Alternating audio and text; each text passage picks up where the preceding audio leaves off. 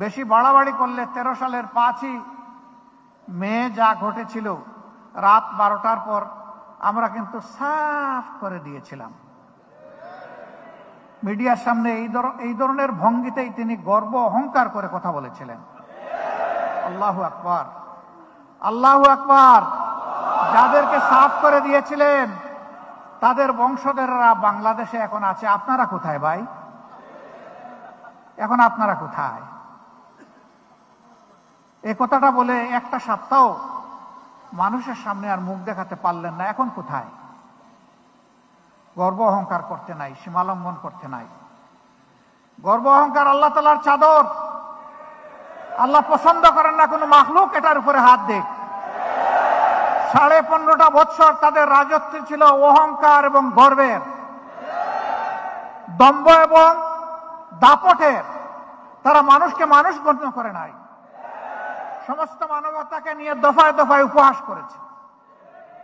ভালো না, এগুলা ভালো কাজ না। আল্লাহ তাআলা সাময়িক কিছু পরিণতি তাদের কপালে দিয়েছেন। আমরা আশা করেছিলাম এর থেকে তারা শিক্ষা নেবেন, কিন্তু আসলে কয়লা দইলে ময়লা যে যায় না। কালো কয়লা যত দইবেন আরো চিকচিকা কালো হবে, তার কালো রংটা আরো ফুটে উঠবে। আপনি যত স্বচ্ছ পানি দিয়ে, সার্ফ এক্সেল দিয়ে দইবেন, ওটা কিন্তু সাদা হবে না। তাদের অপকর্মের জন্য লজ্জিত হয়ে জাতির কাছে ক্ষমা চেয়ে একটা পথ তারা বের করতে পারতেন।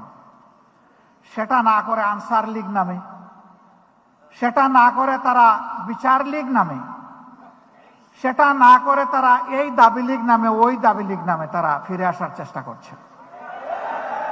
ইদানিং তারা মাশাআল্লাহ জানি না ন্যাচারাল না আর্টিফিশিয়াল দাড়িও রাখা শুরু করেছেন, মাথায় টুপি দিচ্ছেন এবং আরেকটা রূপে ফিরে আসার চেষ্টা করতেছেন। একদিকে ধর্মপ্রাণ মানুষদেরকে ধোঁকা দেওয়া, আরেকদিকে বিশ্ববাসীকে এই মেসেজ দেওয়া যে আমরা যতদিন ছিলাম বাংলাদেশে চরমপন্থার উত্থান হতে দেইনি, আমরা এখন নাই, এখন বাংলাদেশে চরমপন্থা আছে।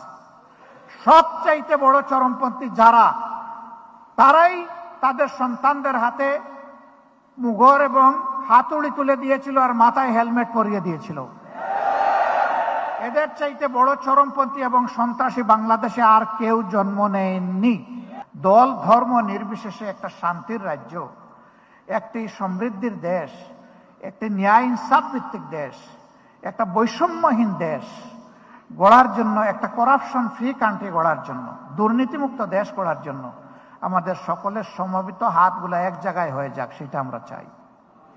এই জন্য আমাদের দাবি, জাতীয় স্বার্থে দল ধর্ম যার যার, দেশ আমাদের সবার, এই জায়গায় আমাদেরকে ঐক্যবদ্ধ হতে হবে।